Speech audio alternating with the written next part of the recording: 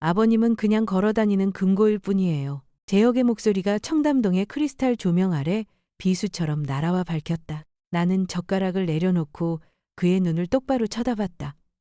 돈을 가만히 두는 게 죽은 거라면 내 평생의 땀은 누가 산채로 묻었지? 바로 옆에 앉은 설아는 떨리는 손으로 입술만 굳게 다물 뿐 한마디도 하지 않았다. 그 침묵이 나는 깨달았다. 바로 공모라는 것을. 나는 지갑을 꺼내 10,000원짜리 6장을 테이블에 내려놓았다. 메말은 툭 소리가 울렸다. 됐어. 자네 설교를 듣고 앉아있는 건 이게 마지막이야. 화려했던 공간이 순식간에 차가운 법정처럼 변했다. 사람들은 비웃으며 쳐다봤다. 하지만 나는 일어서서 등을 돌려 문을 향해 걸어나갔다. 유리문이 닫히며 울린 띵소리. 마치 시계가 정각을 알리는 소리 같았다. 아마 여러분 중 99%는 이 말을 듣고 한숨을 쉬며 좋아요나 구독을 누르지 않고 그냥 지나칠 거예요. 1초라도 걸리더라도 지금 몇 시이고 어디서 듣고 계신가요? 청담동 레스토랑의 조명은 가족 식사 자리라기보다는 마치 전시회장에 와 있는 듯 눈부셨다. 천장에서는 거대한 크리스탈 샹들리에가 수만 개의 작은 빗줄기를 쏟아내며 와인잔과 여자들의 드레스 위로 쏟아져 내렸다. 버터향이 진한 랍스터 구이와 톡 쏘는 레드와인 향기 속에 잔 부딪히는 소리가 끊임없이 울려 퍼졌다. 나는 신당역 근처 대여점에서 빌린 양복의 옷깃을 매만지며 허리를 꼿꼿이 세운 채 앉아 있었다. 옷감은 뻣뻣했고 어깨는 넓었으며 바지는 종아리를 꽉 조였다. 마치 맞지 않는 그림 액자에 억지로 끼워진 기분이었다. 내 앞에는 사위, 아니 나를 걸어다니는 금고쯤으로 여기는 재혁이 마치 파티의 주인이라도 되는 양 와인잔을 빙빙 돌리고 있었다. 그의 목소리가 선명하게 울렸다. 어머니, 돈을 그냥 두는 건 죽은 돈이나 마찬가지예요. 이 투자는 확실합니다. 18개월이면 수익이 5배입니다. 설아의 미래도 생각해야 하지 않겠어요? 그는 말하며 딸의 어깨에 손을 얹었다. 다정한 척하는 손길이었지만 내 눈에는 그 손이 가슴에 깊이 박히는 모처럼 무겁게 느껴졌다. 설아를 쳐다봤다. 아이는 고개를 들지 못했다. 깡마른 손은 은수저만 만지작거렸고 하얀 뼈마디가 조명 아래 도드라졌다. 무거운 비밀을 감춘 듯 입술을 굳게 다물고 있었다. 나는 딸이 입을 열기를 기다렸다. 하지만 아이는 절대적으로 침묵했다. 화려했던 공간은 순식간에 황금 감옥으로 변했다. 깨달았다. 이것은 더 이상 가족 식사가 아니었다. 내가 피고인석에 앉고 재혁의 기소장을 낭독하는 암묵적인 재판이었다. 수익률 500%입니다, 어머니. 이 기회를 놓치면 너무 아깝죠. 옆 테이블에서 엿듣던 누군가가 즐겁다는 듯 웃었다. 500%라는 숫자는 단순한 약속이 아니었다. 그것은 잘 벼려져 내 앞에 내밀어진 칼날이었다. 쏘아붙이고 싶었다. 돈을 가만히 두는 게 죽은 거라면 지난 세월 내 땀을 땅에 묻게만 한 건 누구였지? 하지만 목이 메어왔다. 지금 반박해봐야 저들의 눈에 웃음거리만 될 뿐이라는 것을 잘 알고 있었다. 그리고 내 딸 설아는 여전히 침묵할 것이다. 머릿속에서 질문이 맴돌았다. 나는 재킷주머니에 손을 넣었다. 낡은 가죽 지갑 안에는 집에 돌아갈 택시비로 쓸 현금 몇 장만 남아 있었다. 손은 미세하게 떨렸지만 동작은 단호했다. 돈을 반으로 접어 하얀 자기 접시 옆에 내려놓았다. 대리석 테이블에 부딪히는 소리가 마치 칼날이 나무를 긋는 것처럼 건조하게 울렸다. 그만. 먼저 일어날게. 내 목소리는 높지도 낮지도 않게 차분했다. 자리에서 일어섰다. 바로 그때. 나를 쳐다보지도 붙잡으려는 어떤 움직임도 없었다. 다만 어깨가 희미하게 떨리고 있었지만 그건 나를 부르기 위함이 아니었다. 나는 돌아섰다. 윤이 나는 나무바닥 위로 내 발소리가 울렸고 공허한 멜로디를 연주하는 재즈 음악과 뒤섞였다. 유리문을 밀고 나가자 딩하는 작은 소리가 울렸다. 문이 등 뒤에서 닫히는 소리였다. 하지만 내 머릿속에서 그 소리는 시계의 똑딱거림으로 변했다. 수년간 멈춰있던 보이지 않는 시계가 이제 막 작동하기 시작한 것이다. 청담동 보도블록 위로 나섰다. 차가운 밤, 바람이 자동차 매연과 값비싼 향수 냄새를 실어 날랐다. 나는 싸구려 양복을 여미며 팔을 스치는 바람이 칼날처럼 느껴졌다. 하지만 이상하게도 마음은 더 이상 혼란스럽지 않았다. 차가운 평온이 나를 감쌌다. 나는 방금 끈 하나를 끊어냈다는 것을 분명히 알았다. 6만 원은 식사비가 아니었다. 그것은 선언이었다. 이제부터 나는 더 이상 그의 설교를 듣기 위해 식탁에 앉지 않을 것이다. 나만의 테이블을 차릴 것이고 다음번에는 그가 피고인석에 앉게 될 것이다. 화려한 청담동 거리에서 나는 보이지 않는 그림자처럼 인파 속으로 섞여 들어갔다. 하지만 머릿속에는 그날 저녁의 모든 디테일이 깊이 새겨졌다. 넘실거리던 와인잔, 딸의 어깨 위에 얹혔던 손, 그리고 돌처럼 차가웠던 침묵. 모든 것이 증거가 되었다. 기억 속에서 한마디가 스쳐 지나갔다. 살아생전 남편의 목소리였다. 남들이 비웃을 땐 맞서 싸우지 마. 침묵하고 진실로 그들을 두렵게 만들어.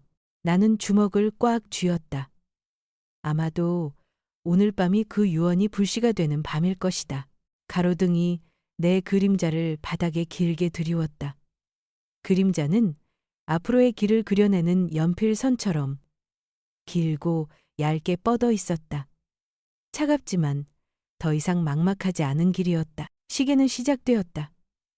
그리고 나 금고 취급받던 엄마는 이제 어둠 속의 사냥꾼으로 변하기 시작했다. 마포로 돌아오는 길은 평소보다 어두웠다. 노란 가로등 불빛이 드문드문 웅덩이처럼 옅은 빛을 뿌렸고 내 그림자는 아스팔트 위에서 뒤틀린 균열처럼 길게 늘어졌다. 나는 낡은 기억 속을 헤매는 듯 한 걸음 한 걸음 무겁게 내디뎠다. 그리고 그 어떤 기억이든 날카로운 가시가 되어 가슴을 찔러왔다. 가장 먼저 떠오른 것은 설아에 갓 결혼한 남편이었던 재혁이 우리 집 문을 두드리던 그날의 모습이었다. 그는 문지방에 서서 두 손을 초조하게 비비고 시선은 바닥에 떨군 채 떨리는 목소리로 말했다. 어머니, 500만 원만요. 몇 주만 쓰고 바로 갚겠습니다. 제발 절 믿어주세요. 그 가련한 모습에 내 마음은 속절없이 무너졌다. 나는 별 생각 없이 그달 공과금을 내려던 돈을 꺼내주며 혼잣말을 했다. 저 아이는 설아의 남편이야. 저 아이를 구하는 것이 내 딸을 구하는 길이다. 나는 봉투를 건네며 덧붙였다. 설아 걱정시키지 말게. 걘 마음이 여려서 압박감을 못 견뎌. 그는 고개를 숙여 감사 인사를 했고 나는 그 일그러진 미소를 순진하게도 진심이라 믿었다. 몇 달 후 그는 다시 찾아왔다. 이번에는 1,000만 원이었다. 목소리는 거의 울먹임에 가까웠다. 어머니, 이거 못 막으면 회사가 망합니다. 약속합니다. 맹세합니다. 계약만 끝나면 바로 갚겠습니다. 나는 또 믿었다. 한 번 더. 나는 금고를 열어 슈퍼마켓에서 아르바이트를 하며 모아둔 돈을 꺼냈다. 아무에게도 심지어 설아에게도 말하지 않았다. 내 딸이 압박감 없이 평온하게 살기를 바랐기 때문이다. 나는 내가 딸을 지키고 있다고 믿었다. 하지만 사실 나는 우리 가족이라는 성벽에서 벽돌을 하나씩 빼내고 있었던 것이다. 그리고 마침내 가장 깊은 상처가 찾아왔다. 내가 조용히 은행에 들어가 어머니가 설아에게 남겨주신 적금 통장을 해지하던 그날이었다. 누렇게 바랜 낡은 통장. 금액은 크지 않았지만 그 안에는 외할머니가 손녀를 위해 남긴 땀과 추억, 그리고 정신적 유산이 담겨 있었다. 해지 서류에 서명할 때 손이 너무 떨려 서명이 번지고 잉크가 종이에 스며들었다. 나는 속으로 되뇌었다. 어머니, 저를 원망하지 마세요. 그저 설아의 평화를 지켜주고 싶었을 뿐입니다. 하지만 직원이 내 앞으로 돈다발을 밀어주었을 때 내 가슴은 텅 비어버렸다. 안도감이 아니라 상실감이었다. 마치 가족의 가장 신성한 기억 한 조각을 내 손으로 찢어버린 기분이었다. 지금 마포로 돌아오는 길 위에서 그 기억들은 수백 개의 바늘이 되어 날아와 밝혔다.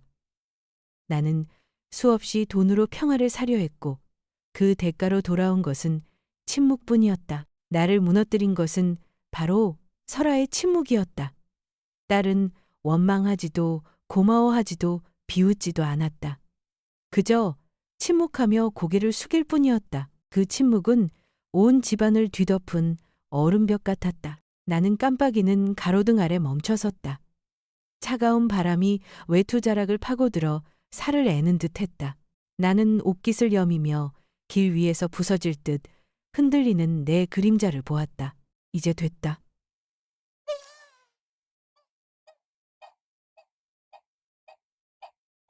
나는 스스로에게 다짐하듯 속삭였다. 집에 들어섰을 때 나는 일부러 불을 켜지 않았다. 거실은 칠흑같이 어두웠고 창문에서 희미한 빛만 새어 들어왔다. 나무 찬장, 낡은 안락의자, 제사상 위에 남편 영정사진까지 모든 것이 어둠에 잠겨 있었다. 나는 의자에 주저앉아 온기를 찾으려는 듯 무릎 위에서 두 손을 비볐다. 낡은 의자가 오랜 친구의 한숨처럼 삐걱거렸다. 그 어둠 속에서 나는 모든 감정이 밀려오도록 내버려 두었다. 후회가 가장 먼저 덮쳐왔고 이어서 분노와 자책이 뒤따랐다. 그 모든 감정의 소용돌이가 지나간 자리에 남은 것은 공허함뿐이었다. 그리고 그 공허함 속에서 종소리처럼 선명한 생각 하나가 떠올랐다. 나는 손을 뻗어 낡은 컴퓨터를 켰다. 희미한 푸른빛의 모니터 화면이 내 얼굴을 비추며 세월이 새겨놓은 깊은 주름을 드러냈다. 나는 평생을 함께해온 도구 엑셀을 열었다. 쌀값, 전기세, 설아의 학비까지 그 작은 숫자들을 기록하며 우리 가족은 버텨왔다. 하얀 시트가 나타났다. 나는 새 탭을 만들었다. 손가락은 떨렸지만 단호했다. 나는 타자를 쳤다. 사건 파일, 유재혁. 글자가 차갑고 날카롭게 화면에 나타났다. 심장이 거세게 뛰었다. 나는 시트를 3개의 열로 나누었다. 날짜, 사건 조치. 첫 번째 칸에서 커서가 깜빡였다. 나는 오늘 날짜를 입력했다. 사건 칸에는 이렇게 썼다. 청담동, 공개적인 압박 설아의 침묵. 그리고 조치 칸에는 이렇게 입력했다. 전면 조사 개시. 자산 보호 최우선. 짧은 3줄이었지만 내게는 건물 한 채만큼이나 무거웠다. 모니터 불빛이 어둠 속 내 얼굴을 비췄다. 늙고 눈은 침침했지만 눈빛만은 완전히 달라져 있었다. 더 이상 어수룩하게 당하기만 하던 모습이 아니었다. 서류를 작성하고 조서를 꾸미고 증거를 준비하는 자의 눈빛이었다. 나는 내가 젊지 않다는 것을 안다. 몸은 약해졌고 기억력도 예전 같지 않다. 하지만 내게는 재혁이 결코 예상하지 못했을 무기가 있었다. 꼼꼼함과 인내심. 나는 단 한 푼, 단 하나의 디테일도 놓치지 않는 것에 익숙했다. 이제 나는 그가 뜯어간 돈, 그가 내뱉은 거짓말, 그가 남긴 모든 오점을 기록할 것이다. 모든 것이 이 사건 파일 안에 담길 것이다. 등 뒤에 안락의자가 다시 삐걱거렸다. 마치 동의하는 소리 같았다. 화면의 맨 아래 구석에 작은 글씨가 보였다. 나는 그 글자를 오랫동안 쳐다보았다. 예전에는 공과금을 내거나 급한 일을 처리해야 할 때나 쓰던 문구였다. 하지만 이제 그것은 전투명령이 되었다. 나는 나지막이 말했다. 좋아. 이번이 내가 눈 감아주는 마지막이 될 거야. 창밖에서 밤바람이 커튼을 흔들었다. 마치 전투를 앞둔 깃발처럼 천이 나부꼈다. 어두운 거실에는 오직 푸른 모니터 불빛만이 더 이상 어수룩함 대신 결의로 가득 찬 내 얼굴을 비추고 있었다. 이 순간부터 나는 더 이상 피해자가 아니다. 일요일은 언제나 똑같았다. 식탁 위에는 행복한 가정의 정석과도 같은 음식들이 차려졌다. 뚝배기에서 보글보글 끓는 소갈비찜에서는 김이 모락모락 피어올랐고 뜨거운 철판 위에서는 삼겹살이 노릇하게 익어가며 지글거리는 소리를 냈다. 먹음직스러운 빨간 빛깔의 김치는 반듯하게 잘려 정갈하게 놓여 있었다. 일요일에는 온 가족이 다 함께 먹어야죠. 그는 스마트폰을 높이 들고 모두에게 웃으라고 강요했다. 마치 잡지 표지라도 장식할 것처럼 가족의 행복한 순간을 박제하려는 듯 플래시가 연신 터졌다. 하지만 나는 그 웃음을 보지 않았다. 나는 그 너머의 불필요한 디테일을 보았다. 내 시선은 그의 손목에서 떠날 줄 몰랐다. 새것임이 분명한 손목 시계였다. 가격은 적어도 수백만 원은 좋게 될 터였다. 내 한 달 생활비를 전부 합친 것과 맞먹는 돈이었다. 불과 한 달 전, 바로 이 식탁에서 그는 내게 하소연했었다. 어머니, 요즘 현금이 다 떨어져서 당분간은 좀 빌려서 써야 할 것 같아요. 그런데 지금 그 번쩍이는 시계가 그의 손목에 떡하니 채워져 있는 모습은 마치 내 뺨을 소리 없이 후려치는 것만 같았다. 나는 아무 말도 하지 않았다. 그저 눈여겨볼 뿐이었다. 그리고 평생 가계부를 적어온 늙은 재무 담당처럼 머릿속에 기록했다. 손목시계. 증거 2로. 식사는 계속됐고 웃음소리와 식기 부딪히는 소리가 요란하게 울려 퍼졌다. 하지만 그 모든 웃음소리에 숨겨진 역겨운 위선을 알아듣는 것은 나뿐이었다. 또 한 번은 식사를 마치고 빨래를 널러 뒤뜰에 나갔다가 그의 목소리를 들었다. 누군가 엿들을까 두려운 듯 낮고 다급한 목소리였다. 이번 한 번만 연장해 주세요. 대신 이 번호로는 다시 전화하지 마세요. 찬바람이 문틈으로 스며들어 그 말 한마디 한마디를 내 귓속으로 똑똑히 배달했다. 나는 숨을 죽였고 심장이 빠르게 뛰었다. 이 번호?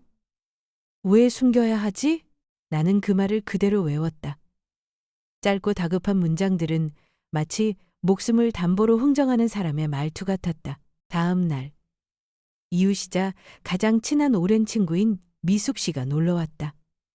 우리는 툇마루에 앉아 뜨거운 차를 마셨고 나는 그녀에게 모든 것을 털어놓았다. 그녀는 눈을 지그시 감은 채 내 이야기를 잠자코 듣고 있었다. 내가 그의 통화 내용을 그대로 읊자. 그녀는 눈을 뜨고 나를 똑바로 쳐다보며 느리지만 단단한 목소리로 말했다. 연자야, 그놈은 지금 울타리를 시험하는 중이야. 울타리를 시험하는 중이야. 네가 어디까지 참아내는지 떠보는 거지. 나는 소름이 돋았다. 그 말은 등 뒤에 밝히는 바늘 같았다. 그랬다. 지금껏 나는 그와 우리 집 재산을 가로막는 울타리였다. 그리고 그는 굶주린 들짐승처럼 가끔씩 발톱을 세워 그 울타리를 긁어보고 있었다. 오늘은 시계, 내일은 의심스러운 전화. 그는 내 울타리가 아직 튼튼한지, 전기가 흐르고 있지는 않은지 시험하고 있는 것이다. 그날 밤, 나는 더 이상 가만히 앉아 있을 수만은 없다고 결심했다. 설치기사를 불렀다. 카메라 3대가 신속하게 설치되었다. 대문 앞, 복도, 그리고 거실. 기사는 능숙하게 케이블을 정리했고 내 스마트폰 화면에는 집안 구석구석이 선명하게 나타났다. 일이 끝나자 그는 인사를 하고 장비 가방을 챙겨 떠났다. 하지만 이걸로는 충분하지 않다는 것을 나는 알고 있었다. 내 주머니에는 지난주 용산 전자상가에서 사온 아주 작은 카메라가 하나 더 있었다. 처음에는 예비용으로 생각했지만 이제 그것은 나의 히든카드가 되었다. 나는 온 집안이 잠들 때까지 기다렸다. 그리고 금고가 있는 서재 구석으로 의자를 끌고 갔다. 손은 조금 떨렸지만 행동은 단호했다. 나는 천장에 플라스틱 마감재를 뜯어내고 그 안에 작은 카메라를 밀어넣어 나사로 단단히 고정했다. 딸깍 소리가 나며 붉은 램프가 깜빡였다. 의자에서 내려와 화면을 확인했다. 완벽했다. 금고가 화면 정중앙에 한치의 오차도 없이 들어와 있었다. 이마에서 땀이 흘러내렸다. 나는 의자에 주저앉아 수건으로 얼굴을 닦았다. 어두운 방 안에서는 오직 카메라의 붉은 불빛만이 깜빡이고 있었다. 내 눈에 그것은 단순한 기계가 아니었다. 그것은 하나의 눈, 나의 네 번째 눈이었다. 이제부터 이 방에서 일어나는 모든 행동은 더 이상 내 기억 속에만 머물지 않을 것이다. 침묵의 관객이, 결코 눈을 감지도 잊지도 않는 증인이 모든 것을 지켜볼 것이다. 나는 의자에 등을 기댄 채 눈을 감았다. 머릿속에서 미숙 씨의 말이 다시 울려 퍼졌다. 그놈은 지금 울타리를 시험하는 중이야. 나는 목이 메었지만 나지막이 웃음을 터뜨렸다. 어디 한번 해봐. 이제 그 울타리엔 전기가 흐르니까. 그 순간 나는 깨달았다. 이것은 증거와 관찰, 그리고 덫이 작동할 타이밍의 싸움이 될 것이다. 밖에서는 세찬 바람이 불었다. 방 안에서는 붉은 눈 하나가 끈기 있게 금고를 똑바로 응시하고 있었다. 다음 날 아침, 나는 마포구립 도서관으로 걸어갔다. 하늘은 잿빛으로 흐렸고 고층 빌딩 사이를 비집고 나온 부풍이 칼날처럼 목덜미를 파고들었다. 전날 밤 내린 비로 아스팔트 길은 군데군데 젖어 있었고 정류장을 막 떠난 버스는 차가운 공기 속에 회색 배기가스를 남기고 사라졌다. 손은 미세하게 떨렸지만 내 마음속에는 단 하나의 불꽃이 타오르고 있었다. 흔적을 찾아야 한다. 너무나 오랜 세월 동안 나는 돈으로 평화를 사는 것에 익숙해져 있었다. 하지만 어젯밤 금고를 정면으로 비추는 네 번째 카메라를 설치했을 때 나는 내가 다른 경계선을 넘어섰음을 알았다. 이제 나는 더 이상 시험당하는 울타리가 아니었다. 이른 아침에 마포구립 도서관은 한산했다. 신문을 읽는 노인 몇 분과 책에 머리를 파묻은 채 시험 공부를 하는 학생들이 전부였다. 나는 2층 창가 구석진 자리를 골라 앉았다. 먼지 낀 유리창을 통해 희미한 빛이 들어와 극힌 자국이 가득한 나무 책상 위로 쏟아졌다. 오래된 종이 냄새와 지난 겨울의 기억을 품은 듯한 묵은 기름난로 냄새가 섞여 코를 찔렀다. 내 앞에는 공용 컴퓨터가 놓여 있었다. 키보드는 낡았고 몇몇 자판은 닳아서 반질거렸다. 나는 심호흡을 한 뒤 한 글자 한 글자 힘주어 입력했다. 국세청 법인등기부 열람. 이름 유재혁. 결과가 화면에 나타났다. 6개의 법인. 심장이 망치가 되어 가슴벽을 치는 듯 묵직하고 느리게 뛰었다. 나는 첫 번째 회사를 클릭했다. 주소. 강남의 한 UPS 사서함. 나는 입꼬리를 비틀었다. 사무실도 직원도 없이 그저 우편물만 받는 사서함. 껍데기뿐이었다. 두 번째 회사. 주소. 시간제로 빌리는 가상 오피스. 여의도에 번쩍이는 빌딩 12층. 서류상으로는 우편물을 받아주는 직원이 있지만 실제로는 아무도 근무하지 않는 곳. 매달 사용료만 내면 회사 주소를 가질 수 있는 곳이었다. 세 번째 회사. 해외에 등록된 주소. 버진 아일랜드. 아무 의미 없는 알파벳의 나열. 전화번호도 웹사이트도 없었다. 네 번째 회사. 이번에도 역의 법인. 케이맨 제도. 직원 정보란에는 숫자 0이 적혀 있었고 세금 보고 내역은 텅 비어 있었다. 나는 마른 침을 삼켰다. 마우스를 쥔 손이 차갑게 식어갔다. 남은 두 회사도 다를 바 없었다. 하나는 개인 변호사 사무실에 이름만 올려놓은 곳이었고 또 다른 하나는 교회의 텅 빈 건물 지하에 주소지를 둔 녹슨 셔터가 내려진 채 단 한 번도 실제 영업을 한 적이 없는 유령 회사였다. 6개의 회사 모두 법적 대표이사는 동일했다. 유재혁. 나는 나직이 읊조렸다. 이세로 한 글자 한 글자가 새어 나왔다. 이건 불운이 아니다. 나는 작은 수첩을 펴고 볼펜을 꺼내 종이 위에 눌렀었다. 1열 회사명, 2열 주소, 3열 직원 수 0. 한 줄 한 줄이 진실을 도려내는 칼날 같았다. 하지만 나는 멈추지 않았다. 이 유령 회사들이 표면에 불과하다는 것을 알았다. 그 뒤에는 피를 빨린 피해자들이 있을 터였다. 나는 다시 키보드를 두드렸다. 투자 사기 경고 포럼. 화면이 바뀌며 투자 경고 게시판이 나타났다.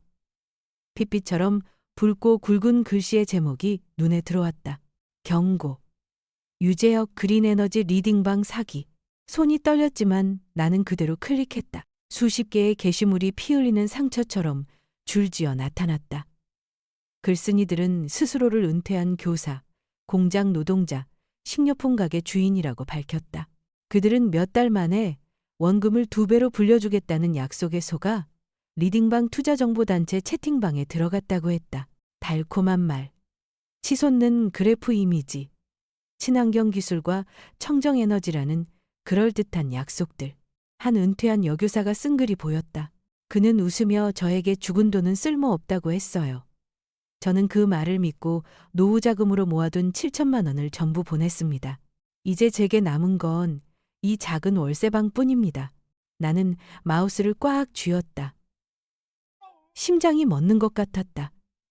바로 그 말이었다. 어젯밤 내 앞에서 그가 되씹던 바로 그 말. 우연이 아니었다. 그는 그 말을 상투적인 문구로 이 피해자에서 저 피해자로 옮겨가며 돈을 뜯어내는 무기로 삼았던 것이다. 한 남자가 쓴 글도 있었다. 30년간 공장에서 일하며 2천만 원을 모았습니다. 유재혁 씨의 방에 들어가니 그는 일생일대의 기회라고 했습니다. 돈을 보냈고 한 달 뒤 계좌는 사라졌습니다. 제게는 0원만 남았습니다. 한 젊은 부부는 이렇게 썼다. 결혼 자금으로 모은 일 500만 원이었습니다. 지금은 추가로 대출받은 일 0만 원 빚까지 생겼습니다. 유재혁 씨는 저희의 새로운 시작을 돕겠다고 했지만 사실 그는 처음부터 저희를 땅속에 묻어버린 거였습니다. 모든 글자가 칼이 되어 내 심장을 후벼 팠다. 나는 인쇄 버튼을 눌렀다. 구석에 있던 프린터가 으르렁거리기 시작하더니 A사 용지를 한 장씩 뱉어냈다. 종이가 바람을 가르는 소리, 출력물 받침대에 한 장씩 떨어지며 쌓이는 소리가 마치 법정의 망치 소리처럼 연달아 울려 퍼졌다. 나는 자리에서 일어나 조용히 다가가 아직 온기가 남은 종이들을 거두었다. 한 장 한 장이 고발장이었고 한 줄 한 줄이 기소장이었다. 나는 그 자리에서 바로 서류를 분류했다. 법인 6개, 피해자 진술, 현금 흐름 빈칸, 하얀 종이 더미는 몇 장에서 시작해 두꺼운 뭉치가 되었다. 나는 조용한 열람실 한가운데 솟아오른 작은 언덕 같은 그 서류 뭉치를 보았다. 이것은 더 이상 종이가 아니었다. 이것은 정의의 언덕이었다. 고개를 들어 도서관 벽시계를 보았다. 초침은 여전히 규칙적으로 돌고 있었지만 내 심장 박동은 완전히 달라져 있었다. 빠르고 선명하게 마치 다가오는 재판의 발소리처럼 프린터는 아직 멈추지 않았다. 계속해서 으르렁거리며 다음 장을 뱉어냈다. 그 소리는 내 귀에 판사가 연달아 내리치는 의사봉 소리와 다르지 않았다. 나는 서류를 챙겨 낡은 에코백에 쑤셔 넣었다. 마지막으로 출력된 종이 맨 위에 나는 붉은 유성펜으로 힘주어 그었다. 이건 가족 문제가 아니다. 범죄다. 이것은 가족 문제가 아니다. 나는 자리에서 일어나 목도리를 고쳐매고 도서관을 나섰다. 하늘은 여전히 잿빛이었고 바람은 여전히 차가웠다. 하지만 내 손에 들린 하얀 종이들은 이제 날카로운 칼날이 되어 있었다. 스스로를 사냥꾼이라 여기는 자의 심장에 똑바로 밝힐 차갑고 예리한 칼날들이었다. 한도석 변호사의 사무실은 마포구청 바로 근처 낡은 건물 7층에 있었다. 엘리베이터는 가볍게 덜컹거렸고 극힌 자국이 남은 거울은 내 얼굴을 실제 나이보다 더 늙고 일그러지게 비췄다. 달아빠진 녹색 카펫이 깔린 복도에서는 낡은 나무 냄새와 묽은 레몬 광택제 냄새가 뒤섞여 났다. 사무실에 들어섰을 때 나는 마치 고요한 도서관에 온 듯한 기분이 들었다. 짙은 색의 목재 책장에는 두꺼운 법률 서적들이 천장까지 빽빽하게 꽂혀 출구를 찾는 사람들을 말없이 내려다보고 있었다. 책상 너머에서 한도석 변호사가 안경을 고쳤으며 고개를 들었다. 55살쯤 되어 보이는 머리를 빗어 넘기고 이마가 훤한 남자였다. 눈빛은 차갑지도 따뜻하지도 않았지만 사람을 멈추게 하는 무게감이 있었다. 그는 웃지도 목소리를 높이지도 않고 그저 한마디를 툭 던졌다. 김 여사님, 서류는 전부 검토했습니다. 단도직입적으로 말씀드리죠. 유언이은 분쟁의 소지가 매우 높습니다. 건조한 말이었지만 심장이 쿵 내려앉았다. 나는 적잖이 들어왔다. 자식들이 서로 소송을 걸고 부모의 영정사진까지 증거로 들이미는 이야기들. 살아생전 남편은 늘 당부했었다. 재산이 자식들에게 독이 되게 하지는 맙시다. 나는 그 말이 먼 나라 이야기라고 생각했다. 굶주린 짐승처럼 계산적인 제역의 눈빛을 보기 전까지는 한도석 변호사가 두꺼운 서류 뭉치를 내 앞으로 돌려주었다. 표지에는 신탁계약 유언 대용 신탁이라는 글자가 굵게 인쇄되어 있었다. 그의 펜촉이 가볍게 박자를 맞추듯 책상을 두드렸다. 해결책은 신탁신탁입니다. 성벽을 세우는 겁니다. 수탁자는 은행이 되고 수익자는 따님인 설아 씨가 됩니다. 유언과 달리 신탁은 계약 즉시 효력이 발생합니다. 이웃의 안으로 들어온 재산은 여사님이든 사위든 누구도 마음대로 인출할 수 없습니다. 모든 것은 명시된 조건에 따라 움직입니다. 마치 궁전을 둘러싼 돌벽과 같습니다. 탐하는 자는 기어올라야 하죠. 그리고 대부분은 꼭대기에 닿기도 전에 떨어져 나갑니다. 나는 잠시 말을 잃었다. 머릿속에는 어떤 틈도 없는 차갑고 견고한 성벽의 이미지가 그려졌다. 그의 질문은 느렸지만 묵직했다. 하지만 따님에게 어떤 조건을 거시겠습니까? 콧등이 시큰해졌다. 병상에 누워있던 남편의 모습이 떠올랐다. 깡마른 손으로 내 손을 꽉 잡고 마지막 숨결 속에서 희미해지던 눈빛. 설아를 부탁하오. 하지만 저 애가 결혼 생활에 인질이 되게 하지는 마시오. 그 굶주린 눈빛이 저 애를 삼키게 두지 마시오. 나는 손을 꽉 쥐고 숨을 깊게 들이마신 뒤 한 글자 한 글자 칼로 베어내듯 말했다. 조건은 그 아이가 유재혁의 법적인 아내가 아닐 때입니다. 봐라, 고래노고 온나라, 고래노고 온나라, 야야, 고래노고 온나라, 고래노고 온나라, 고래노고 온나라. 한도석 변호사의 펜촉이 잠시 멈칫하더니 이내 다시 미끄러지며 선명한 글씨를 남겼다. 분배 조건 배우자 유재혁과 혼인관계가 아닐 때 종이 위를 스치는 펜 소리가 마치 돌에 글자를 새기는 소리처럼 들렸다. 나는 몸이 떨리는 것을 느꼈지만 두려움 때문은 아니었다. 그것은 오랫동안 묵혀온 불안의 이름이 명확해졌을 때의 전율이었다. 한도석 변호사가 고개를 들었다. 만약 유언만 남기시면 재혁 씨는 남편이라는 자격으로 관리권을 주장할 수 있습니다. 설아 씨는 조건을 충족했을 때만 수익을 얻습니다. 이것이 요새입니다. 하지만 기억하십시오. 탐욕스러운 자는 정문으로 들어오지 않습니다. 그는 뒷문으로 몰래 들어오려 할 겁니다. 나는 고개를 끄덕였다. 나는 그가 다른 방법을 찾으리라는 것을 알았다. 열쇠, 달콤한 말, 혹은 협박. 우리는 서류 하나하나를 검토했다. 마포집의 등기부등본, 예금 통장, 남편이 생전에 사두었던 몇 장의 채권까지. 내가 책상 위에 내려놓는 서류 한 장 한 장이 벽돌 한 장 같았다. 한도석 변호사는 그것들을 반듯하고 묵직하게 쌓아 올렸다. 요새가 지어지고 있습니다. 그가 말했다. 그리고 등기소로 향했다. 플라스틱 의자가 줄지어 놓여 있고 형광등 불빛이 눈부신 프린터 소리가 요란한 곳. 나는 붉은 인주의 엄지손가락을 꾹 눌러 네모칸 안에 지문을 찍었다. 세월의 소용돌이가 선명하게 새겨진 한평생의 흔적이었다. 젊은 직원이 무미건조하게 읽어내려갔다. 현 소유자, 박연자, 신수탁자, 신한은행 신탁부, 분배 조건, 수익자가 배우자 유재혁과 혼인관계가 아닐 시. 도장이 쾅 하고 내려찍히는 소리가 망치 소리처럼 울렸다. 나는 그 쾅 소리를 결코 좋아한 적이 없었다. 귀찮은 절차의 상징이었기 때문이다. 하지만 오늘 나는 안도감을 느꼈다. 쾅 소리 하나하나가 성벽에 더해지는 돌멩이 같았다. 오후에는 은행 담당자가 서류를 들고 왔다. 그는 젊었고 차분한 목소리와 단단한 눈빛을 가졌다. 모든 자산은 이제 신탁계좌로 이전됩니다. 명시된 조건에 따른 지출 외에는 누구도 인출할 수 없습니다. 나는 한 줄 한 줄 천천히 읽고 구석구석 꼼꼼히 물었다. 옆에 앉은 한도석 변호사의 손가락이 메트로놈처럼 박자를 맞췄다.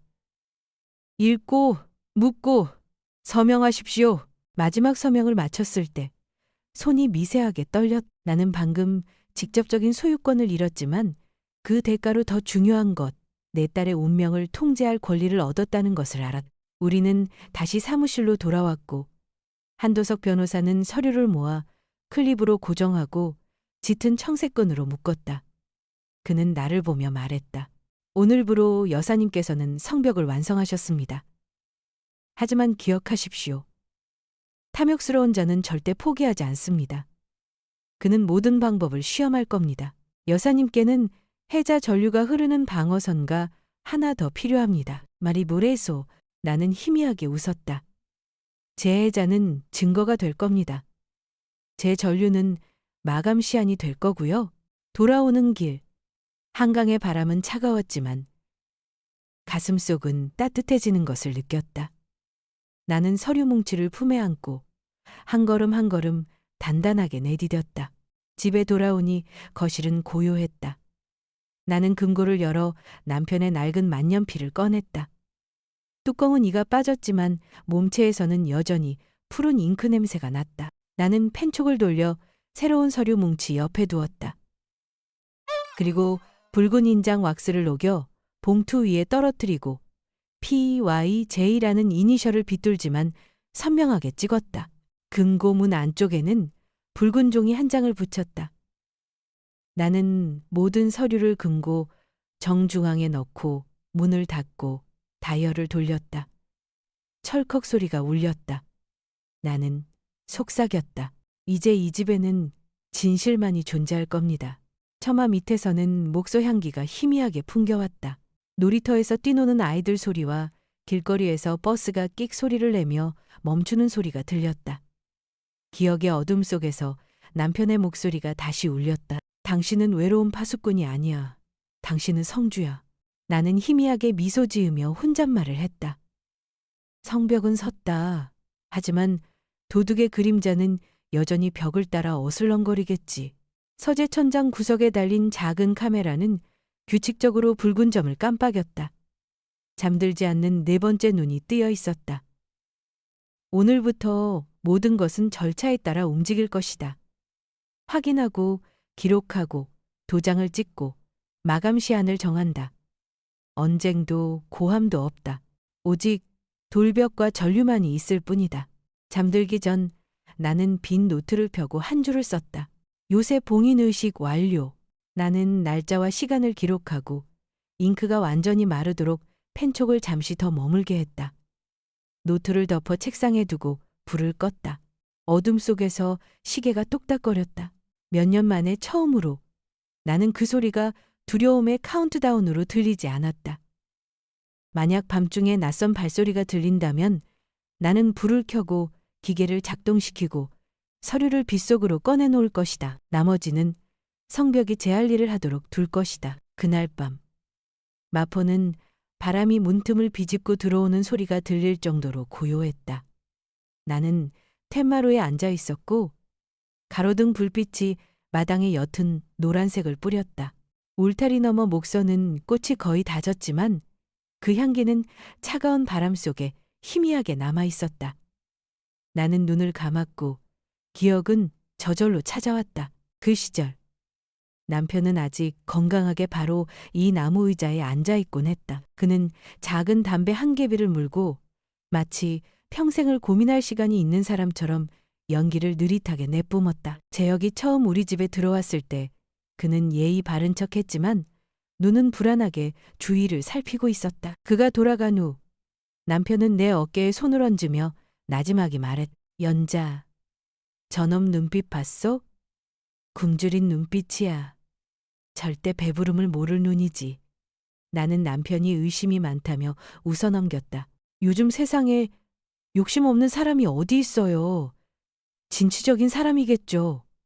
하지만 남편의 눈빛은 진지했다. 아니, 그건 진취적인 게 아니야. 포식자의 눈빛이지. 이제 밤중에 홀로 앉아 나는 그 당부의 의미를 온전히 깨달았다.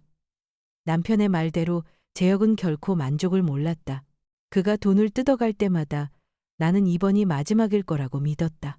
하지만 500만 원이 1000만 원이 되고 어머니가 설아에게 남겨주신 적금 통장까지 모든 것이 금이 빠진 독 속으로 사라져갔다. 그리고 내가 지키고 싶었던 내 딸 설아의 침묵이야말로 내가 스스로를 속이고 있었다는 것을 깨닫게 했다. 다음 날 아침 나는 낡은 갈색 외투를 걸치고 서류 뭉치를 품에 안은 채 집을 나섰다. 11월의 하늘은 안개로 자욱했고 한강에서 불어오는 바람에 손발이 시렸다. 하지만 내 마음속에는 꺼지지 않는 불꽃 하나가 있었다.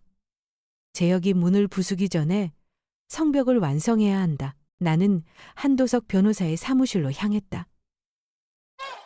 사무실은 조명을 거의 켜지 않아 어두웠고 짙은 색의 목재와 새 종이 냄새로 가득했다. 천장까지 닿는 책장에는 두꺼운 법률 서적들이 침묵의 성벽처럼 빽빽하게 꽂혀 있었다. 한도석 변호사는 말이 적고 몸가짐이 단정했으며 사람을 똑바로 응시하는 눈빛은 회피할 수 없다는 느낌을 주었다. 그는 서류를 펼치며 낮은 목소리로 말했다. 김 여사님, 유언은 분쟁의 소지가 높습니다. 옛날 방식으로는 안 됩니다. 신탁을 선택해야 합니다. 요새를 짓는 겁니다. 나는 고개를 끄덕였다. 마음속으로 오싹한 기운이 스쳤다. 유언장, 내가 눈만 감으면 재혁이 변호사들을 끌고 와 차지하려 들 것이 뻔했다. 하지만 신탁 트러스트는 달랐다. 그것은 다툼의 대상이 되는 종이 조각이 아니었다. 그것은 돌로 된 성벽이었다. 우리는 하나하나 항목을 검토했다. 마포의 집, 남은 예금 계좌, 남편이 살아있을 때부터 유지해온 연금 보험까지. 나는 서류 한 장 한 장에 서명했다. 손에 쥔 만년필은 납덩이처럼 무거웠다. 서명 하나하나가 보이지 않는 성벽에 벽돌을 한 장씩 쌓아 올리는 망치질 같았다. 손등이 떨리는 것을 느꼈지만 획은 단호하게 그어 나갔다. 한도석 변호사가 간결하게 설명했다. 수익자는 오직 설아 씨입니다. 단 유재혁 씨와 법적인 부부관계가 아닐 때만 효력이 발생합니다. 이제부터 은행이 수탁자가 될 겁니다. 누구도 일방적으로 인출할 수 없습니다. 나는 굵은 글씨로 인쇄된 차가운 글자들을 보며 꿈속에서 들었던 남편의 목소리를 다시 듣는 듯했다. 저 아이가 사냥감으로 살게 하지는 마오. 마지막 서류가 클립으로 고정되었을 때 나는 잠시 앉아 깊은 숨을 내쉬었다. 한도석 변호사가 천천히 덧붙였다. 기억하십시오. 재혁 씨 같은 인간은 정면으로 소송을 걸지 않을 겁니다. 몰래 잠입할 방법을 찾겠죠. 한 걸음 한 걸음에 대한 마음의 준비를 하셔야 합니다. 나는 가볍게 고개를 끄덕였다. 나는 알고 있었다. 싸움은 끝나지 않았다. 이제 막 시작되었을 뿐이다. 저녁 무렵 나는 봉인된 서류 뭉치를 안고 집으로 돌아와 어두운 거실. 나는 금고 앞에 주저앉았다. 금고 문을 열자 안에는 약간의 현금과 낡은 보석 몇 점이 남아 있었다. 나는 조용히 그것들을 모두 꺼내 다른 서랍에 옮겨 담았다. 금고 안에는 방금 서명한 서류 뭉치와 아무것도 쓰이지 않은 하얀 노트 한 권만 남겨두었다. 나는 금고문 안쪽에 빨간 종이 한 장을 붙이고 큰 글씨로 썼다. 현금 없음. 그 짧은 문장은 진실인 동시에 미끼였다. 만약 언젠가 재혁이 이 금고를 엿본다면 그는 이 경고 문구를 보고 텅 비었다고 생각하며 비웃을 것이다. 하지만 내게 있어 그것은 요새를 봉인하는 마지막 의식이었다. 나는 금고 문을 닫았다. 묵직한 쇠문이 철컥하고 닫혔다. 그 소리는 방 전체에 선언처럼 울려 퍼졌다. 나는 차가운 표면에 손을 얹고 속삭였다. 이제 이 집에는 진실만이 존재할 겁니다. 밖에는 마포의 땅거미가 내리고 있었다. 목서 향기가 희미하게 스며들었다. 나는 제사상 위에 남편 사진을 보았다. 그의 옛 눈빛에는 언제나 모든 것을 이미 예견한 듯한 평온함이 있었다. 성벽은 완성되었고 폭풍은 반드시 몰려올 것이다. 밤이 깊어지고 나는 여전히 툇마루에 앉아 울타리를 스치는 바람 소리를 들었다. 나는 도둑이 결코 포기하지 않으리라는 것을 알고 있었다. 그는 주위를 맴돌며 모든 틈새를 시험할 것이다. 하지만 이번에 그는 침묵하는 어머니를 만나지 못할 것이다. 그는 만반의 준비를 마친 수성을 만나게 될 것이다. 아마 여러분 중 99%는 이 말을 듣고 한숨을 쉬며 좋아요나 구독을 누르지 않고 그냥 지나칠 거예요. 1초라도 걸리더라도 지금 몇 시이고 어디서 듣고 계신가요? 늦은 오후 마지막 햇살이 베란다에서 막 사라졌을 때 전화가 울렸다. 화면에는 벤 박이라는 이름이 떠 있었다. 나는 잠시 망설이다 전화를 받았다. 그의 목소리는 군더더기 없이 간결했다. 이건 공적자금 관련이야. 나이네. 네 글자뿐이었지만 마치 누군가 망치로 가슴을 내리치는 듯한 충격이었다. 공적자금. 이것은 더 이상 모녀 간의 돈 문제나 가족 간의 분쟁이 아니었다. 만약 재혁이 정말로 공적자금에 손을 댔다면 그건 지울 수 없는 주홍글씨였다. 나는 벽에 걸린 시계가 똑딱거리는 소리를 들으며 미동도 없이 앉아 있었다. 마치 카운트다운처럼 들렸다. 벤은 그날 밤 바로 파일을 받으라고 했다. 나는 노트북을 켜고 익명 이메일 계정에 접속해 20자가 넘는 비밀번호를 입력했다. 파일 하나가 나타났다. 나는 그것을 내려받아 열었다. 차가운 숫자들의 행렬이 화면 위에 늘어서 있었다. 대출금 1억 5천만 원. 신고된 직원 수 15명. 총 급여 명세 6천만 원. 상태. 대출 탕감 신청 완료. 나는 읽고 또 읽었다. 숫자 하나하나가 칼날처럼 스며들었다. 1억 5천, 15명, 6천만. 전부 거짓이었다. 나는 그 회사에 직원이 단 한 명도 없으며 재역과 시간제로 빌린 사무실뿐이라는 것을 알고 있었다. 하지만 그는 시스템이 믿게끔 완벽한 시나리오를 꾸며냈다. 코로나로 어려움을 겪는 작은 회사, 일자리를 지켜야 할 15명의 직원, 꼬박꼬박 지급된 6천만 원의 급여 명세서, 그리고 그는 대출금 탕감을 신청했다. 나는 의자에 등을 기댔다. 벽에서 스며나오는 냉기가 옷을 뚫고 어깨로 스며들었다. 머릿속에는 작은 식당 아주머니, 자동차 수리공 아저씨, 가족의 병원비를 내고 있는 어느 가정의 모습이 떠올랐다.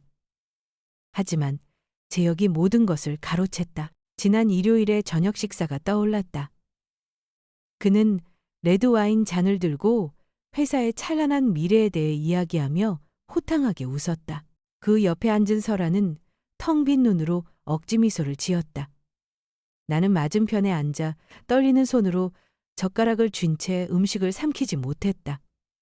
이제야 모든 조각이 맞춰졌다. 그의 허풍, 값비싼 시계, 뒤뜰에서의 수상한 통화. 모든 것이 범죄를 덮기 위한 위장이었다. 나는 노트북을 덮었다. 가슴은 답답했지만 머리는 그 어느 때보다 맑아졌다. 이것은 더 이상 조금만 더 참는 문제가 아니었다. 이것은 범죄였다. 나는 외투를 걸치고 밖으로 나갔다. 마포의 거리는 완전히 어두워졌고 한강에서 불어오는 바람은 쇠 냄새를 품고 있었다. 나는 버스 정류장 뒤편에 있는 간판이 반쯤 꺼진 채 깜빡이는 작은 24시간 복사가게로 걸어갔다. 가게 안은 프린터 소리와 잉크 냄새뿐이었다. 나는 USB를 꽂고 파일을 열어 인쇄 버튼을 눌렀다. 기계가 웅웅거리기 시작하더니 하얀 종이를 차례로 뱉어냈다. 첫 장은 대출 내역서, 다음은 가짜 직원 명단, 그리고 허위 급여 명세서와 대출 탕감 신청서가 뒤를 이었다. 상처에서 흘러나오는 차가운 피처럼 페이지가 이어졌다. 나는 기계가 내는 스윽 소리를 들으며 서 있었다. 마치 수술실에서 진실의 한 꺼풀씩 벗겨지는 것을 목격하는 기분이었다. 종이 더미가 허리 높이만큼 쌓였을 때 나는 인쇄를 멈췄다. 하얀 플라스틱 파일 커버와 30 펀치, 그리고 색깔 탭을 추가로 샀다. 나는 가게 구석에 앉아 작업을 시작했다. 서류를 가지런히 정리하고 철컥 소리를 내며 구멍을 뚫었다. 그 소리는 마치 문에 못질을 하는 것처럼 건조하고 단호하게 울렸다. 나는 바인더를 법인, 피해자, 부정수급 세 부분으로 나누었다. 그리고 바인더의 옆면에 검은색 펜으로 썼다. 유죄역 Potential Wire Bank Fraud. 마지막 글자가 마르자 등골이 오싹해지는 것을 느꼈다. 마치 보이지 않는 뮤비에 그의 이름을 새긴 것 같았다. 가게를 나와 무거운 바인더를 품에 안고 바람이 부는 텅 빈 보도를 걸었다. 버스가 휙 지나가며 헤드라이트 불빛이 하얀 플라스틱 커버를 비췄고 그것은 마치 묘비처럼 순간 환하게 빛났다. 집에 돌아와 나는 곧장 서재로 들어갔다. 노란 스탠드 불빛이 극힌 자국이 남은 나무 책상 위를 비추고 있었다. 나는 바인더를 내려놓고 매끄러운 플라스틱 옆면을 손가락으로 쓸었다. 고요한 공간 속에서 귓가에 흐르는 핏소리가 선명하게 들렸다. 나는 금고를 열었다. 재배치 이후 안에는 현금 없음이라는 붉은 종이와 하얀 노트 한 권뿐이었다. 금도 돈도 없는 텅 빈 공간. 나는 바인더를 들어올려 그 빈 공간의 정중앙에 놓았다. 마치 제자리인 양 딱 맞았고 묵직하게 중심을 차지했다. 나는 금고 문을 닫고 다이얼을 돌렸다. 철컥! 짧지만 천근만근의 무게가 실린 소리였다. 나는 의자에 앉아 차가운 금고문을 바라보았다. 그 안에는 누구도 탐낼 만한 돈이 없었다. 하지만 그보다 더 가치 있는 것, 아직 공개되지 않은 기소장이 있었다. 소리 없는 폭탄. 남편이 세상을 떠나기 전 마지막 밤에 했던 말이 떠올랐다. 저 아이가 사냥감이 되게 하지는 마오. 어떤 놈들은 굶주린 눈을 하고 있어서 주면 줄수록 더 갈증을 느끼는 법이오. 나는 잊고 있었다. 돈으로 평화를 사는 것으로 충분하다고 믿었다. 이제야 깨달았다. 오직 성벽, 오직 법만이 설아를 지킬 수 있다는 것을. 나는 금고문에서 눈을 떼지 않고 속삭였다. 하얀 플라스틱 표지가 무덤이 될 수도 있지. 복도에서 불어온 바람이 문틈을 비집고 들어와 커튼을 살짝 흔들었다. 나는 재혁이 저 밖 어딘가에서 울타리를 시험하며 어슬렁거리고 있는 듯한 기분이 들었다. 그는 계속해서 더 많은 수작을 부릴 것이다. 하지만 언젠가 그가 이 금고에 금은보화가 들었다고 생각하고 열었을 때 그가 발견하게 될 것은 돈이 아니라 준비된 심판일 것이다. 나는 시계가 12시를 칠 때까지 아주 오랫동안 조용히 앉아 있었다. 마포의 집은 깊은 정적에 잠겼고 오직 나만이 야경꾼처럼 금고 앞을 지키고 있었다. 그리고 내 가슴 속에서는 몇 년 만에 처음으로 떨림이 아닌 차가운 이성만이 자리 잡고 있었다. 그 순간부터 나는 더 이상 피해자가 아니라는 것을 알았다. 나는 비밀 검사가 되었고 기록을 정리하는 사람이었으며 내 집에 직접 증거를 묻은 사람이 되었다. 그리고 저자 유재영은 곧 스스로 파놓은 함정 속으로 걸어 들어오게 될 것이다. 그날 밤 마포의 집은 이상할 정도로 고요했다. 거실 시계의 초침이 깊은 우물 속으로 물방울이 떨어지듯 똑딱 규칙적인 소리를 냈다. 나는 잠들지 않았다. 침대 옆 탁자 위에서 적외선 카메라 시스템의 작은 모니터가 희미하게 빛나고 있었다. 새벽 2시 14분. 복도 화면에 하나의 그림자가 나타났다. 작은 손전등 불빛이 좌우를 훑더니 나무 바닥을 비췄다. 빛은 불안하게 흔들렸다. 나는 방 안에 꼼짝 않고 앉아 있었지만 그의 발걸음 아래 바닥이 삐걱거리는 소리가 선명하게 들렸다. 재혁이었다. 그는 닭장에 숨어든 여우처럼 어깨를 움츠린 채 천천히 걸었다. 나는 이 순간을 기다려왔다. 그는 서재 앞에서 멈춰 섰다. 문은 살짝 열려 있었다. 나는 그가 희미하게 일을 가는 것을 보았다. 이윽고 그의 손이 책상 서랍을 열었다. 종이 한 장이 팔랑거리며 바닥으로 떨어졌다. 최후 통지. 시뻘건 글자가 그의 눈을 똑바로 찔렀다. 나는 카메라를 통해 그의 손이 떨리는 것을 보았다. 그리고 마침내 작은 열쇠 하나를 찾아냈다. 나는 그가 열쇠를 꽉 쥐는 것을, 손등 위로 핏줄이 솟아나는 것을 보았다. 딸깍. 다이얼 돌리는 소리. 쿵. 금고문이 열렸다. 흔들리는 불빛 속에 드러난 것은 금은보화나 현금 다발이 아니었다. 하얀 바인더가 정중앙에 반듯하게 놓여 있었다. 그 옆면에는 검은색 글씨가 선명했다. 유재혁 Potential Wire Bank Fraud. 나는 그의 눈이 휘둥그레지는 것을, 손전등 불빛이 덫에 걸린 짐승의 눈처럼 반사되는 것을 보았다. 그의 손은 격렬하게 떨렸고 바인더를 만지면서도 감히 바로 꺼내지는 못했다. 하얀 종이 위로 공적 자금 대출 신청서에 적힌 그의 서명이 도드라져 보였다. 그는 허리를 숙여 그것을 주우려 했지만 손은 심하게 떨리고 있었다. 그때 내가 나섰다. 복도 끝 어둠 속에서 나는 서재로 들어섰다. 손에 든 스마트폰은 녹화 모드가 켜져 있었다. 내 목소리는 낮고 한 글자 한 글자 선명했다. 찾던 게 그거야? 찾던 게 그거야? 재혁이 확 돌아섰다. 그의 얼굴은 공포와 약간의 흉포함이 뒤섞여 일그러져 있었다. 하지만 내 눈빛은 흔들림 없이 그를 똑바로 향했다. 방 안은 그의 거친 숨소리와 녹화 중인 카메라의 작은 틱소리만이 가득한 채 고요했다. 책상 위 스탠드에 불이 켜졌다. 노란 불빛이 활짝 열린 금고와 그 안에 놓인 하얀 바인더 위로 쏟아졌다.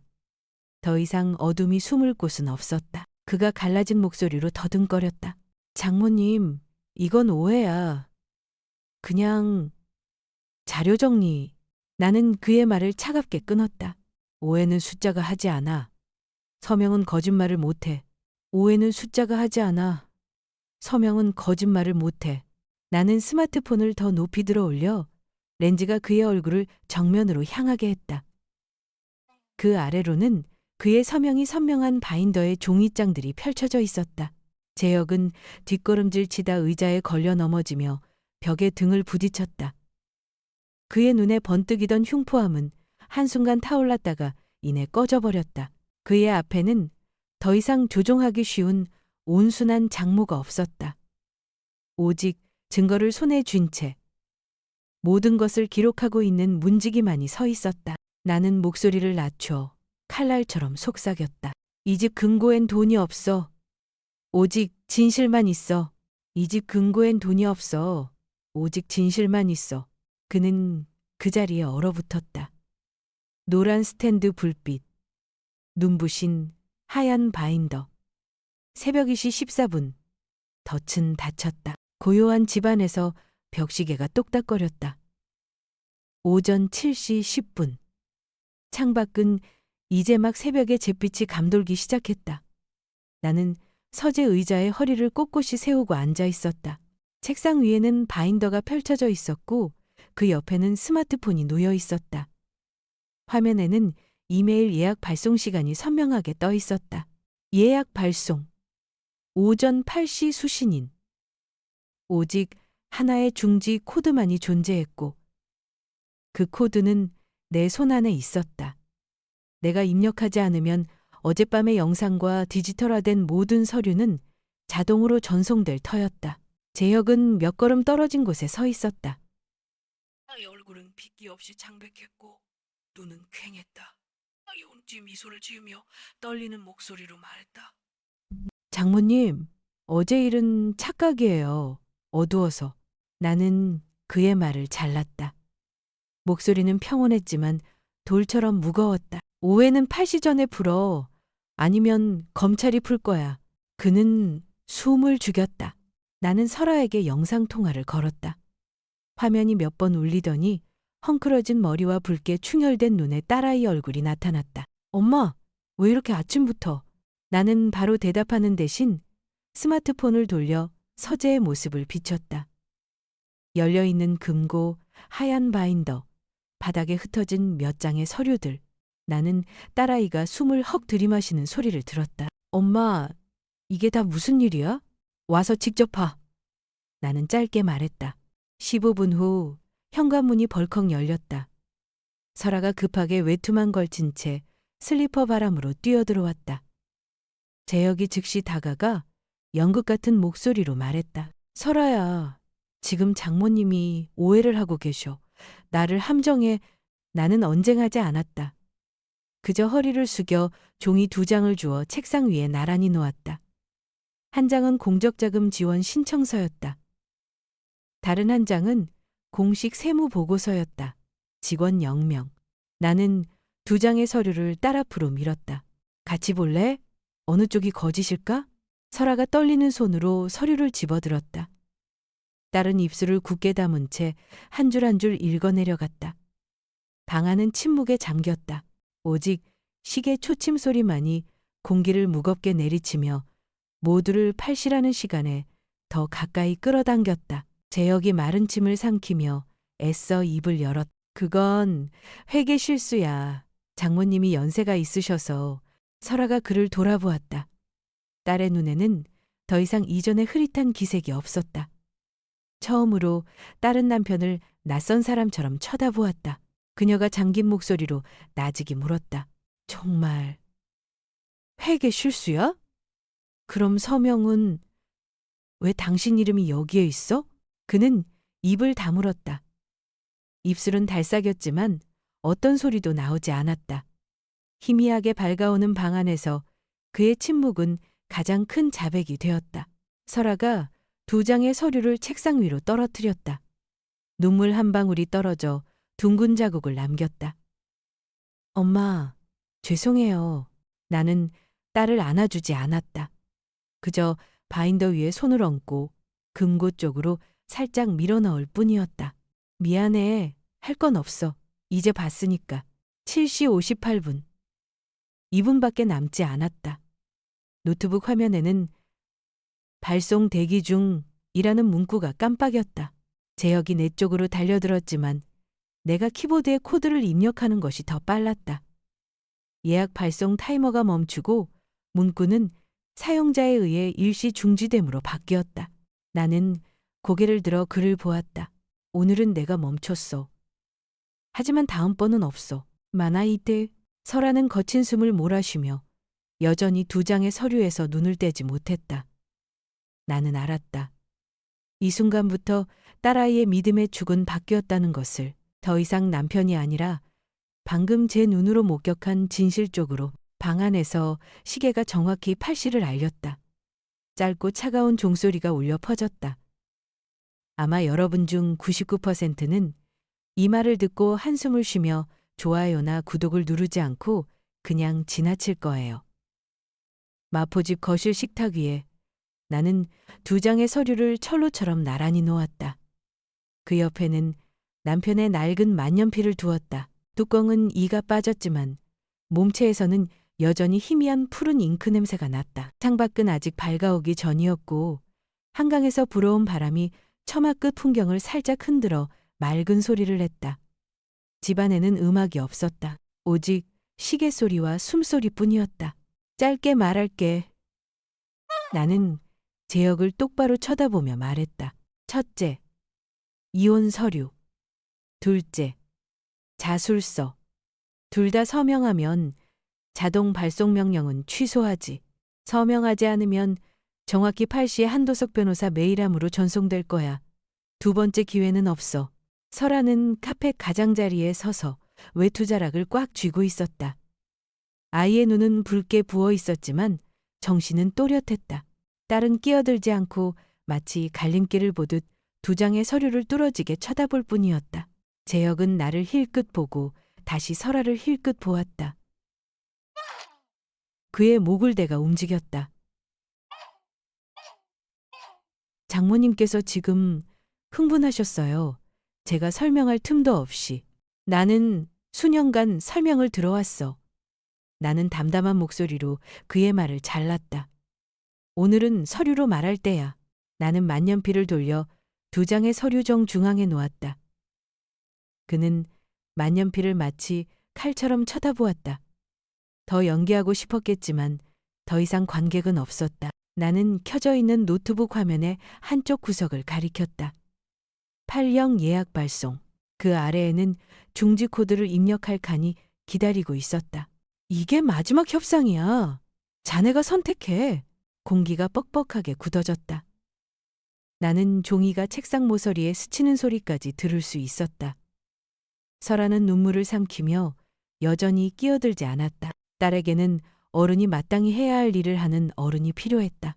재혁이 무기를 내려놓듯 긴 한숨을 내쉬었다. 그는 펜을 들었다.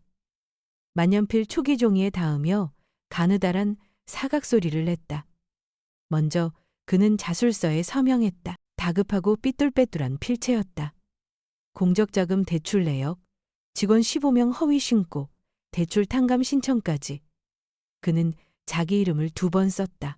한 번은 잉크가 끊겼고 다른 한 번은 스스로를 꾸짖듯 선명했다.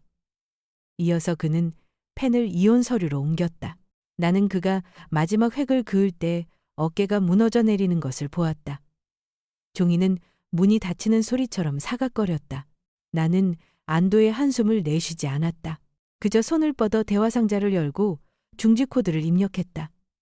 화면의 문구가 예약 발송해서 사용자에 의해 취소됨으로 바뀌었다. 그리고 노트북을 덮었다. 나는 나직이 말했다. 가방 하나만, 딱 하나만 챙겨. 그는 그 자리에 못 박힌 듯 잠시 서서 마치 처음으로 이 집이 자기 것이 아니라는 사실을 깨달은 사람처럼 주위를 둘러보았다. 더 이상의 연기도 변명도 없었다. 그는 등을 돌려 문을 열었다. 문 밖은 일은 아침에 바람이 불고 있었다. 등 뒤로 문이 닫혔다. 연극적인 음악도 고함 소리도 없이 그저 차가운 바람 한 줄기가 처마 밑을 스쳐 지나갈 뿐이었다. 방 안에 설아가 의자 옆에 주저앉았다. 나는 달려가 바로 안아주지 않았다. 우리는 집이 제 숨을 고를 때까지 가만히 앉아 있었다. 하나의 순환이 끝났다. 그리고 끝난 뒤의 공허함이야말로 가장 힘든 부분이었다. 그 후 몇 주는 초침처럼 느리게 흘러갔다. 마포에는 여전히 바람이 불고 희미한 햇살이 드는 아침이 이어졌지만 부엌에서는 숟가락 소리가 나기 시작했다. 우리는 예전에 만들던 음식들을 다시 해보기 시작했다. 미역국, 김치찌개처럼 예전에는 그저 끼니를 때우기 위해 만들었던 음식들이었다. 어느 날 내가 호떡을 부치다 서툴게 흑설탕을 가장자리에 흘리자 설아가 몇 달 만에 처음으로 웃었다. 겨울 햇살처럼 얇은 미소였지만 진짜 햇살이었다. 아침이면 나는 부엌 식탁에 경제신문을 펼치고 어느 소매업체의 재무제표 출력물을 함께 놓았다. 이 줄을 보렴. 나는 부채 비율 항목을 손가락으로 가리켰다. 3분기 연속으로 오르는데 지점을 늘린다고 광고한다면 그건 무슨 이야기일까? 설아는 맞은편에 앉아 연필을 쥔 채 미간을 찌푸리며 천천히 읽었다. 빚을 내서 확장하는 거네요. 매출이 따라오기 전에 겉보기엔 화려한 정면을 세우는 하지만 뒤에는 불어나는 빚이 있는 일종의 카드로 만든 집이요.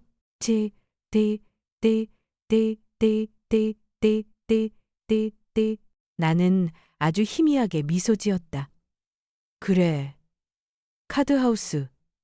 바람 한 번만 불면 무너지는. 오후에는 필요 없는 물건 몇 개를 팔고 신용카드를 해지해서 작은 비상금을 만들었다. 나는 설교하지 않았다. 그저 엑셀 시트를 건네주고 설아가 직접 첫 줄을 입력하게 했다. 비상금 3개월 생활비. 글씨는 여전히 떨렸지만 더 이상 두려움 때문이 아니었다. 책임을 지기 위한 떨림이었다. 일요일에는 베란다에서 이불을 널었다. 한강에서 불어온 바람에 이불이 부풀어 오르며 신기할 정도로 가벼워졌다. 설아가 내게 빨래 집게를 건네며 말했다. 엄마, 현금 흐름표 읽는 법도 배우고 싶어요. 예전에는 이익만 봤거든요. 이익은 남들이 들려주는 이야기야. 현금 흐름은 그들이 실제로 하는 행동이지. 내가 대답했다. 다시는 다른 사람이 파는 이야기에 속지 말거라. 우리는 차를 마시며 현금 흐름, 영업, 투자, 재무활동 항목을 하나씩 짚어나갔다. 때로 딸의 눈은 피곤함에 감겼고 새로운 개념을 이해했을 때는 웃음을 터뜨리기도 했다. 나는 재촉하지 않았다.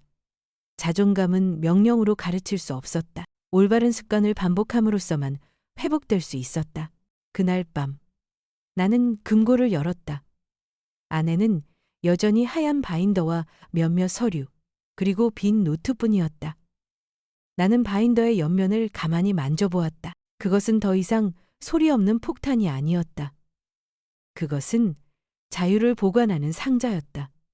필요할 때만 열고 열었을 때 돈이 아닌 진실만이 담겨 있는. 설아가 등 뒤에 서서 조용히 보고 있었다. 엄마가 왜 그렇게 하셨는지 알겠어요. 그 사람을 미워해서가 아니라 경계를 지키기 위해서였어요. 나는 고개를 끄덕였다. 마음이 평안하려면 지켜야 할 벽에 있는 법이란다. 우리는 금고를 닫았다. 이번에 들린 철컥 소리는 더 가벼웠다. 금고가 변해서가 아니라 사람의 마음이 변했기 때문이었다. 몇 달이 더 흘렀다. 쌀쌀한 어느 아침, 마포 부엌 창문으로 햇살이 쏟아져 들어와 내가 처음 바인더를 놓았던 식탁 모서리를 비췄다. 지금 식탁 위에는 설아가 몇 주 매입을 고려 중인 기술회사의 분기보고서가 놓여 있었다. 딸은 숫자를 하나하나 따라가다 고개를 들고 희미하게 미소 지었다. 부채 비율은 줄고 영업 현금 흐름은 꾸준히 양수네요. 하지만 맨 마지막 주석에 일회성 비용이 있어요. 이걸 빼면 그림이 달라져요. 카드로 만든 집. 아니, 여긴 기초가 있네요. 나는 요란하게 칭찬하지 않았다. 그저 딸에게 차를 더 따라주며 그 말이 부엌 안에 스스로 울리도록 두었다. 언젠가 청담동에서 사람들은 시끄러운 파티를 열어내게 죽은 돈을 내놓으라고 압박했다. 지금 마포에서 우리는 조용히 살아있는 숫자들을 보고 있었다. 한쪽 끝은 소음, 다른 쪽 끝은 종이 소리였다. 오후에 우리는 호떡을 구워 텐마루로 나갔다. 반죽은 알맞게 부풀었고 설탕은 적당히 녹아내렸다. 나는 하나를 떼어 딸에게 주었다. 강바람이 불어오며 달콤하고 따뜻한 냄새를 실어 날랐다. 설아는 호떡을 먹었다. 눈은 반짝였지만 더 이상 젖어 있지 않았다. 우리의 미래는, 내가 말했다, 금고 안에 있지 않아. 종이 한 장을 꼼꼼히 읽는 습관 속에 있단다. 설아가 고개를 끄덕였다. 그리고 우리가 스스로 마음 주위에 세운 벽 안에도요. 딸이 덧붙였다. 나는 딸을 보았다. 처음으로 그 눈가에서 단단한 빛을 보았다. 재난에서 막 벗어난 사람의 빛이 아니라 돌아오는 길을 아는 사람의 빛이었다. 밤이 되어 나는 처음으로 그 빈 노트를 폈다. 첫 장에 이렇게 썼다. 유산. 그 아래에 짧게 세 줄을 적었다. 경계, 진실, 자유. 나는 누구의 이름도 쓰지 않았다. 이 단어들은 한 사람의 것이 아니었다. 그것들은 이 마포집에, 부엌 식탁에, 매일 아침 들리는 사각거리는 종이 소리에 속한 것이었다. 불을 껐을 때 맞은편 건물 뒤로 여명이 밝아오는 것이 보였다. 요란하지 않은 평범한 새벽이었다. 하지만 나는 알고 있었다. 그날 아침에 2개의 서명이 금융폭력의 한 주기를 끝내고 새로운 주기를 열었다는 것을 진실의 언어를 다시 배우는 주기. 도시 어딘가에서 제역은 낡은 그림자처럼 또 다른 인생의 순환을 시작하고 있을지도 모른다. 이곳 작은 부엌에서는 다른 언어가 한 줄 한 줄 자라나고 있었다. 이것은 카드로 만든 집이다. 그리고 그 뒤를 잇는 기초를 세우는 방법에 대한 언어가, 마음이 평안하려면 지켜야 할 벽이 있다. 그리고 어떤 상자는 돈이 들어있지 않을 때 비로소 자유를 담을 자리가 생긴다.